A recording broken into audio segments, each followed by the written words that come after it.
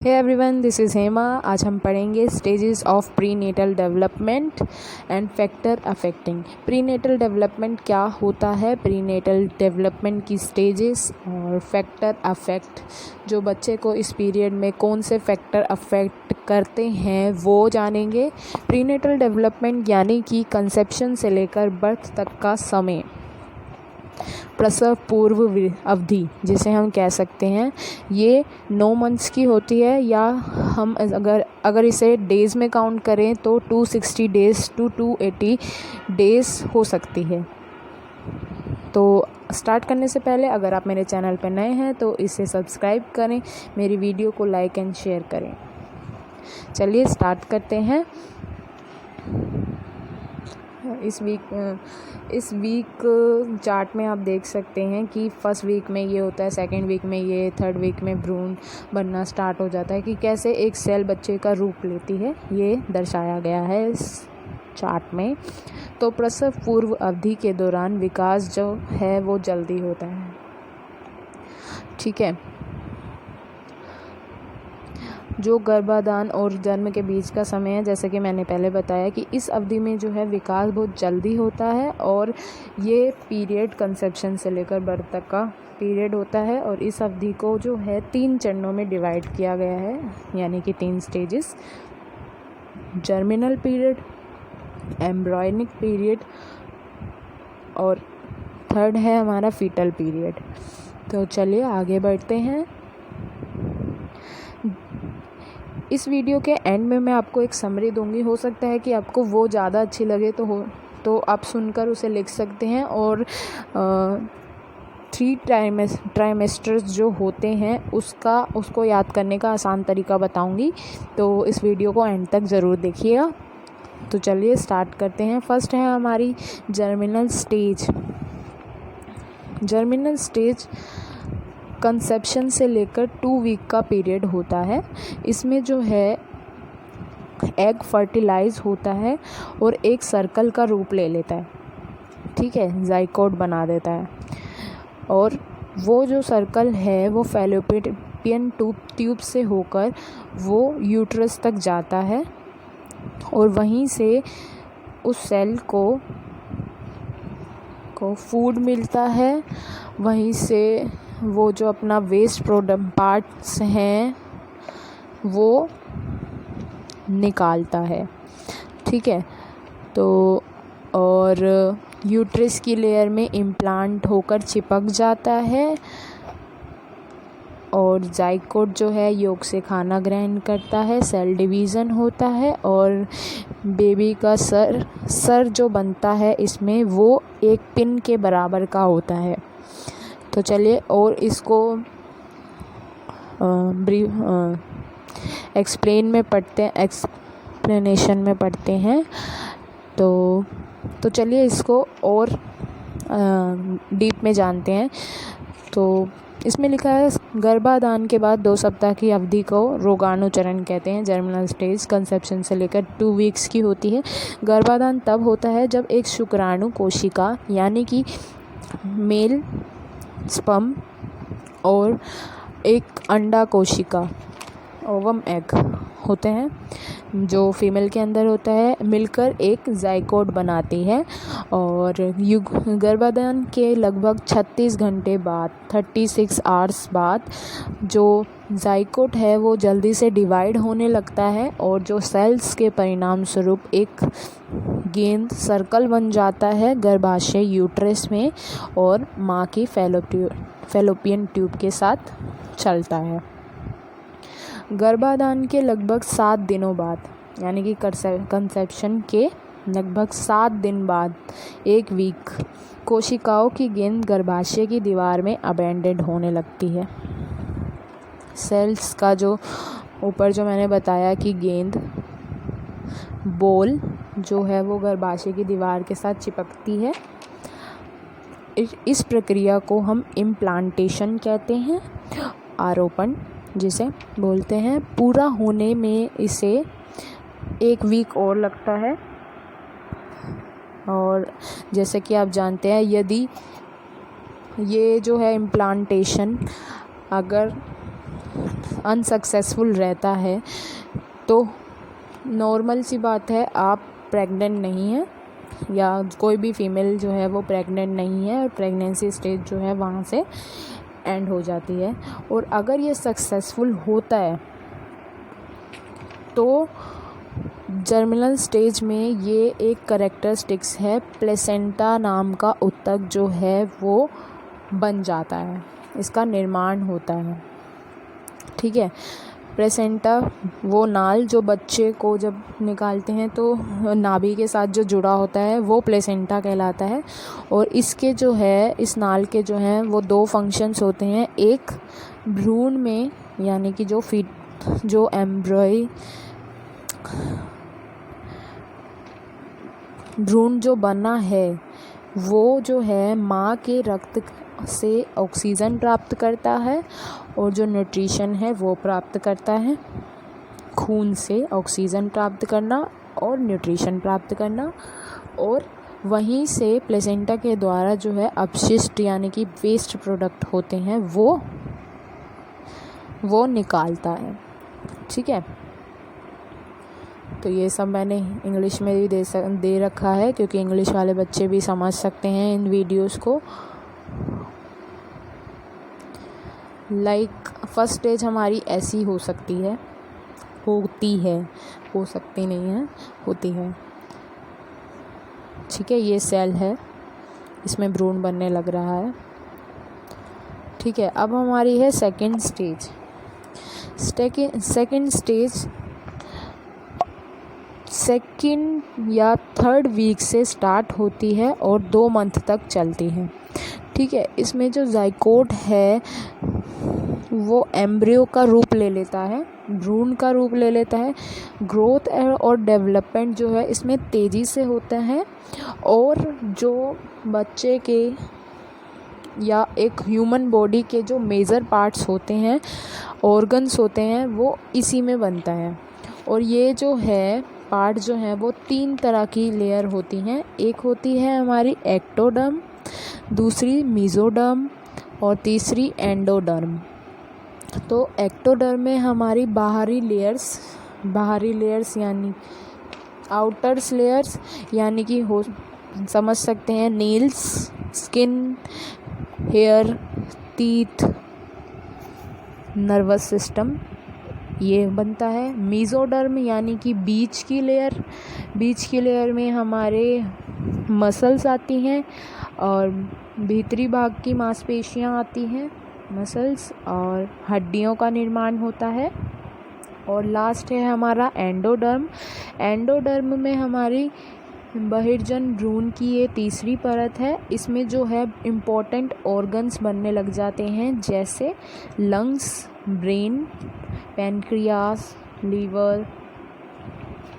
ठीक है, इसमें ये होता है। और इसमें जो एम्ब्रियो का वेट होता है वो लगभग 15 से 20 ग्राम होता है और हाइट जो है वो 1/4 इंच से 2 इंच हो सकती है। ठीक है, इसमें बच्चे की धड़कन को पहचाना जा सकता है। प्लेसेंटा के थ्रू खाना और त्यागना आता है इसमें। और एम्ब्रिकल कॉर्ड जो नाभि नाल बोलते हैं वो जो है वो प्लेसेंटा से जुड़ा होता है और बाहरी परत के थ्रू होता है। इसमें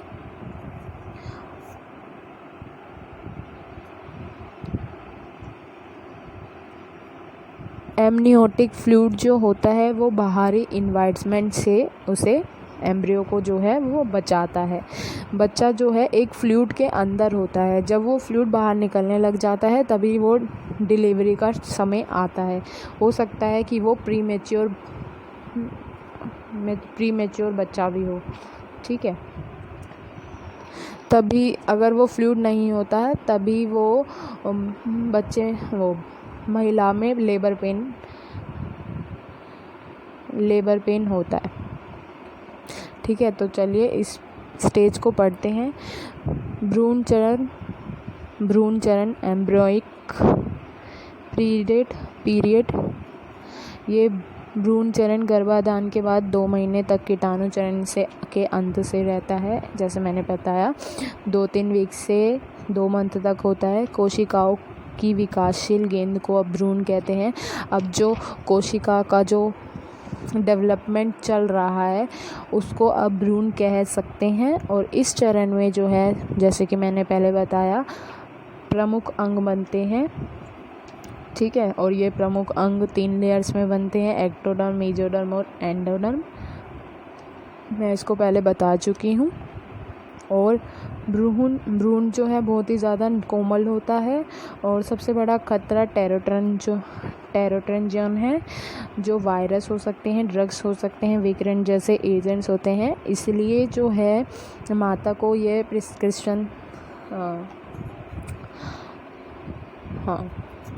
माता को जो है ये पहले बता दिया जाता है कि ज़्यादा से ज़्यादा इस समय में, यानी कि इस अवस्था में जो है ज़्यादा एक्सरेज या अल्ट्रासाउंड नहीं कराना चाहिए, क्योंकि ये रेडिएशन पैदा करते हैं और हो सकता है कि बच्चे को ये हार्म कर जाए। और हो सकता है कि बच्चा प्रीमेच्योर हो, या फिर हो सकता है कि कोई डिसेबिलिटी आ जाए बच्चे में, इसलिए ये टेरोट्रोजन कहलाते हैं। और भ्रूण की अवधि के अंत में भ्रूण केवल 1 इंच लंबा होता है, जैसे मैंने पहले बताया, ठीक है। सेकंड में हमारा जो भ्रूण है वो ऐसा दिखता है। देखिए, सर बन रहा है और हाथ, पैर, ये सारे मेजर पार्ट्स हैं वो बन रहे हैं। ऑर्गन्स बन चुका होता है। और दिल की धड़कन, जैसे बताया, पहचानी जा सकती है, वो भी, इसका भी निर्माण हुआ है, ठीक है। अब थर्ड स्टेज है हमारी, ये होती है फीटल स्टेज भी कह सकते हैं। ये जो है 3 मंथ से लेकर 9 मंथ तक चलती है, या बर्थ तक चलती है, 3 मंथ्स टू बर्थ। तो इसमें जो है ऑर्गन्स या बॉडी में चेंजेस होते हैं। इसमें ग्रोथ जो है अच्छे से दिखाई देने लगती है। अगर आप अल्ट्रासाउंड अगर डॉक्टर बोले कि अल्ट्रासाउंड में आप देख सकते हैं तो कर सकते हैं। तो इसमें ग्रोथ अच्छे से दिखाई देती है। इसमें जो फीटस का जो ग्रोथ है वो बढ़ती है तो है ही, आकार जो है वो बढ़ जाता है, बड़ा होने लगता है भ्रूण। और प्रीमेच्योर बच्चा होता है तो सरवाइव कर सकता है इसमें।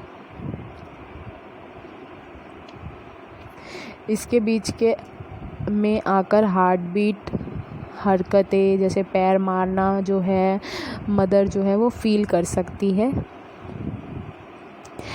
एम्ब्रियोटिक सी के अंदर बच्चा होता है, सेक्शन के अंदर जो है वो बच्चा होता है और जिसमें थैले जैसा दिखता है एम्ब्रियोटिक सेक्शन। और नॉर्मल बर्थ जो होता है वो बर्थ वेट जो होता है वो बच्चे का 2.5 से 3.5 किलो हो सकता है।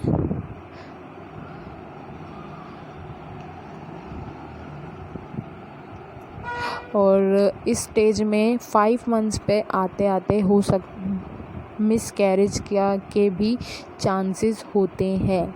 इसलिए ये जो स्टेज होती है वो महत्वपूर्ण होती है, क्योंकि इसमें बहुत ज़्यादा ध्यान रखना पड़ता है, ठीक है। तो चलिए इसके और एक्सप्लेन में पढ़ते हैं। प्रसव पूर्व विकास का अंतिम चरण भ्रूण का चरण है। लास्ट स्टेज है ये, जो गर्भाधान के 2 महीने से जन्म तक रहता है, बर्थ 2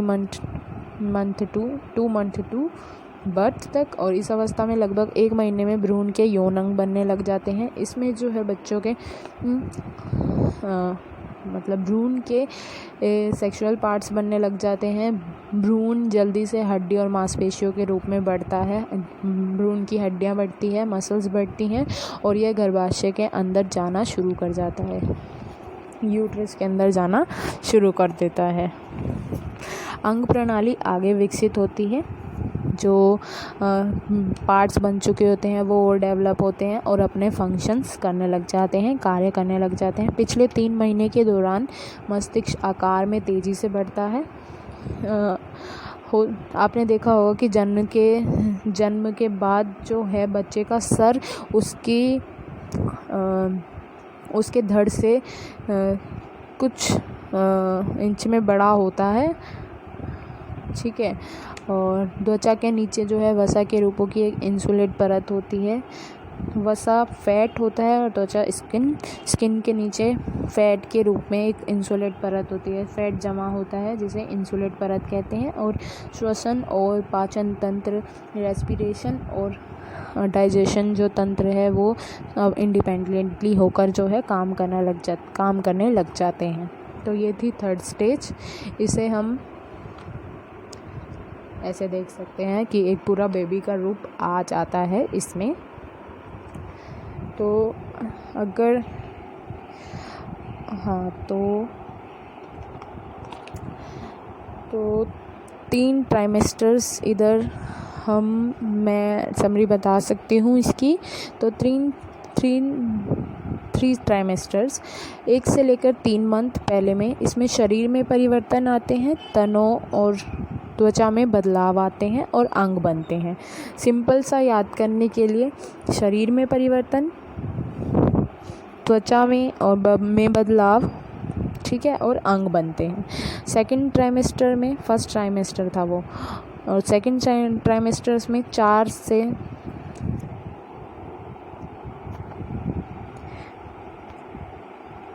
से 5वें महीने में सेकंड ट्राइमेस्टर कहलाता है। ये बहुत ही सामान्य होता है। इसमें बच्चे का घूमने का पता लगता है, बच्चा पेट में घूमता है वो पता लगता है, और गर्भाशय और स्तनों के आकार पर वृद्धि होती है। यूट्रस और ब्रेस्ट शेप जो है वो उनकी ग्रोथ होती है, और बच्चा जो है इसमें लगातार विकसित होता रहता है। और थर्ड ट्राइमेस्टर है हमारा, ये 5 से 7 महीने। सेकंड ट्राइमेस्टर था हमारा 4 से लेकर 7 मंथ्स, और थर्ड ट्राइमेस्टर है हमारा 7 to लेकर 9 मंथ्स।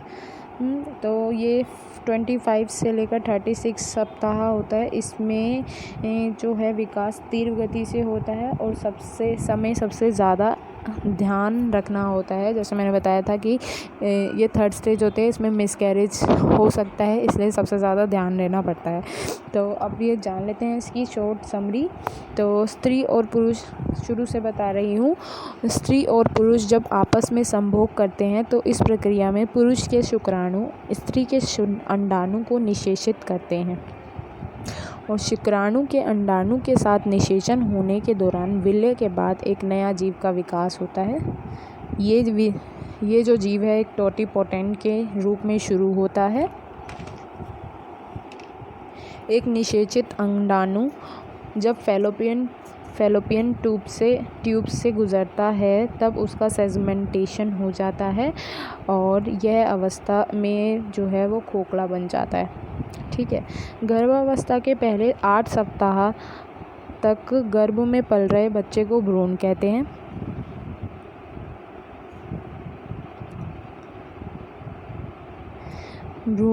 हैं। और ये जो है भ्रूण प्राणी के विकास की प्रारंभिक अवस्था को कहते हैं। जब एम्ब्रियो बनने लग जाता है तो ये जो है ह्यूमन बॉडी की जो है प्रारंभिक अवस्था होती है, और जो भ्रूण अवस्था है वो 8 सप्ताह के अंत तक रहती है। विभिन्न अंगों का निर्माण के साथ साथ भ्रूण में अत्यंत महत्वपूर्ण परिवर्तन होते हैं। आपने सारी स्टेजेस में पढ़ा ही है अभी। इसके बाद जो है 3 महीने से गर्भ ठहरने वाली अवस्था प्रसव तक चलती है, यानी कि जिसमें बेबी रहता है वो पूरी प्रसव यानी कि डिलीवरी तक रहती है। गर्भ ठहरने के 8 और 9 वीक में भ्रूण का चेहरा और आँख जो है साफ साफ नज़र आने लगती है। उसके मुंह में जीभ, हार्ट, ब्रेन, लंग्स, गुर्दे, लेग, हाथ की फिंगर्स, हाथ पैरों की उंगलियां और अंगूठे का विकास होना शुरू हो जाता है। ये सेकेंड स्टेज कह सकते हैं हम इसे। और जो है इसके साथ साथ बच्चे का हृदय भी निर्मित हो जाता है, शुरू होने लगता है। हार्ट निर्माण जो है शुरू होने लग जाता है, और लगभग 14th वीक में बच्चे के बाहरी लैंगिक अंगों का विकास शुरू हो जाता है। जो सेक्सुअल पार्ट्स होते हैं वो उनका विकास शुरू हो जाता है। लेकिन अब तक यह पहचाना नहीं जा सकता है कि बच्चा लड़का है या लड़की है। सेक्स डिटर्मिनेशन नहीं हो सकता। ठीक है।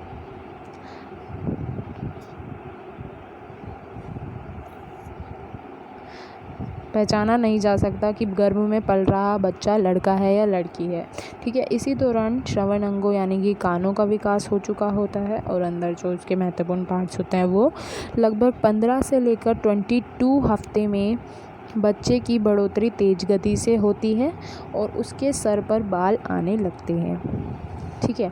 आँखों पर जो है पलकें आने लग जाती हैं, लेकिन आँख बंद ही रहती है। इस समय तक बच्चे की गति में स्थिति माँ को एहसास होती है, यानी कि बच्चा जो हिलता है, घूमता है, वो बच्चे को, माँ को एहसास फील होती हैं।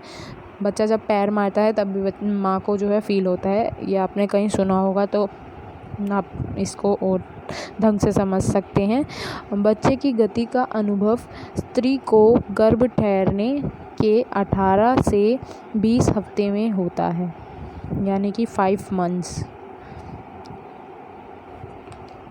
ठीक है। 5 मंथ में ये होता है कि एक पूरा बेबी का रूप बन रहा है, ठीक है। 23 से 30 वीक में बच्चा ज़्यादा गतिमान और पेट पर हाथ लगाने से कभी कभी झटके के साथ कूद सकता है। मतलब इसमें मूवमेंट जो है बच्चे की ज़्यादा होती है। बच्चा हिचकियाँ भी लेने लगता है, ठीक है, जिसको माँ हल्के झटकों के रूप में महसूस करती है। 26 वीक में बच्चे की आँखों की पलकें पहली बार खुलती हैं। इस समय बच्चे के हृदय की धड़कन को स्त्री के पेट पर कान लगाकर सुना जा सकता है। कुछ स्त्रियों में बच्चों का विकास बहुत धीमी गति से होता है, जिससे बच्चे का जन्म तयशुदा तारीख से, मतलब जो भी जिस मंथ में हुई है, हमारे में ये अनुमान लगाया जाता है कि बच्चे की जो डिलीवरी है वो इस समय में या इस डेट पर हो जाएगी। तो जो तयशुदा तारीख है वो ये होती है से देर में होता है, अगर बच्चे का विकास जो है धीमी गति से होता है, ठीक है। सुना होगा कि वह 10वें महीने में हुई, तो ये इसका पार्ट था, क्योंकि बच्चे का जो डेवलपमेंट है वो बहुत ही धीरे हुआ था। 9 महीने गर्भ में पल रहे बच्चे को बाहर की समस्याओं से बचाने के लिए एक एंटीओटिक झिल्ली में बंद रहता है, ठीक है। ये एक थैले जैसी होती है, ठीक है, जिसके अंदर एमनियोटिक फ्लूइड होता है, ठीक है, जिसमें बच्चा तैरता रहता है, ठीक है। आफ्टर 9 मंथ्स ये झिल्ली स्त्री के प्रसव के समय टूट जाता है। जैसे मैंने पहले बताया था, अगर ये फ्लूइड पहले 7 मंथ में ही ये जो झिल्ली है टूटने लग जाती है, तो वहाँ से जो है फ्लूइड निकलना स्टार्ट हो जाता है, जिससे माता को लेबर पेन शुरू होने लग जाता है ना। तो ये वही था, ये झिल्ली स्त्री के प्रसव के समय, मतलब 9 मंथ्स के समय भी टूटती है, तो वो प्रसव के समय टूट जाती है और उसमें जो भरा हुआ फ्लूइड है वो बाहर निकल जाता है, जिसके कारण गर्भाशय जो है सिकुड़ जाता है, जो बच्चे को बाहर ढकेलने में मदद करता है, गर्भाशय यूट्रस, ठीक है। और उसका जन्म होता है, सिकुड़ता रहता है, तो बच्चे को अंदर से मतलब बहुत ही ज़्यादा धक्का लगता है, तो बच्चे का जन्म होता है। कभी कभी प्लेसेंटा गर्भाशय के निचले भाग में स्थित हो जाता है। प्लेसेंटा जो नाल होती है जिससे बच्चा ऑक्सीजन प्राप्त करता है और वेस्ट प्रोडक्ट्स निकालता है, और इससे गर्भाशय और जो ऊपरी भाग होता है वो अलग भी हो जाता है, और ऐसी अवस्था में गर्भावस्था के दौरान या फिर प्रसव से पहले योनि से रक्त का स्राव भी हो सकता है, ठीक है। आपने सुना होगा कि डिलीवरी के वक्त मदर से ओवर ब्लीडिंग हो रही है, तो यही कारण होता है, ठीक है। तो अब बारी है जो बच्चे को इस फेटल डेवलपमेंट में जो फैक्टर है वो कौन से फैक्टर हैं जो अफेक्ट करते हैं उसके डेवलपमेंट में। तो सबसे पहले है हमारा पुअर न्यूट्रिशन, यानी कि इस स्टेज में न्यूट्रिशन ज़्यादा ज़रूरत पड़ती है न्यूट्रिशन की, क्योंकि इस समय माँ को अपना ही नहीं बल्कि बच्चे का भी ध्यान रखना पड़ता है एज़ यूजुअल। तो बच्चे को माता को 2 जनों का खाना पड़ता है। तो अच्छा न्यूट्रिशन होता है तो बच्चे की हेल्थ और डेवलपमेंट जो है अच्छे से होता है। ठीक है, अगर नहीं हुआ तो बच्चे में किसी चीज़ की कमी होने के कारण कोई डिसेबिलिटी आ सकती है या बच्चा एबनॉर्मल हो सकता है। ठीक है। और यूज़ ऑफ अल्कोहल, अगर माता जो है अल्कोहल शराब का यूज़ करती है, पीती है इस पीरियड में, तो ये बच्चे के लिए हार्मफुल होती है। ठीक है। और थर्ड है हमारा स्मोकिंग भी बच्चे को हार्म करेगी। जाहिर सी बात है, हम अगर थोड़ा सा धुआं भी सूंघ लेते हैं, इनहेल करते हैं, तो हमारे को भी कुछ अजीब सा लगता है ना, और खांसी होने लगती है। तो जो गर्भ में है उसे भी लगेगा, तो बच्चे को ये भी हार्म कर सकते हैं। यूज़ ऑफ सर्टेन प्रिस्क्रिप्शंस और ओवर द काउंटर ड्रग्स, अगर माता को कहीं भी दर्द हो रहा है तो वो बिना प्रिस्क्राइब किए हुए मेडिसिन लेती है, जो और डॉक्टर को भी नहीं दिखाती, कोई ना कोई दवाई लेती रहती है, तो वो जो है बच्चे को हर्ट कर सकती है, हार्म कर सकती है। Use of recreational drugs such as cocaine, या माता जो है ड्रग्स लेती हो, ये कोकेन, ये जो है ड्रग्स के नाम है कोकेन, सेडेटिव्स और नैरकोटिक्स, तो ये भी है जो बच्चे को हार्म करती है। एक्सरे और other kinds of radiation, ultrasound और एक्सरे, इस समय पर जो है डॉक्टर जो है मना करते हैं कि ज़्यादा से ज़्यादा एक्सरे या अल्ट्रासाउंड नहीं करवाने चाहिए। ऐसे चेकअप जो रेडिएशन पहुंचाए बच्चे को और बच्चे को डिसेबिलिटी हो सकती है, इसलिए एक्सरेज और ये सारे जो हैं हार्म करते हैं। Ingested toxin such as lead, जो विषाक्त होती हैं, पॉइजनस फैलाती हैं बॉडी में, वो जो हैं टॉक्सिन्स, वो जो है रक्त में घुल जाती हैं और पॉइजन जैसा बना देती है, जिससे बच्चा जो है, क्योंकि मैंने बताया था कि प्लेसेंटा के थ्रू वो ऑक्सीजन सांस लेता है और अवशिष्ट पदार्थ जो है निकालता है, तो इसके थ्रू वो जो ऑक्सीजन लेता है या न्यूट्रिशन लेता है तो वो हार्म होगा। ठीक है। और अगर माता को कोई भी स्मॉल पॉक्स हो, मम्स हो, सीवियर फ्लू हो, कोलेरा हो, जर्मन मीजल्स हो, चिकन पॉक्स, सिफिलिस, ऐसी बीमारियां हो, तो ये बच्चे को, एड्स जो है ये भी हो सकता है बच्चे को। ठीक है। तो यहाँ हमारी वीडियो ख़त्म होती है। होप आपको वीडियो अच्छी लगी हो। Thank you.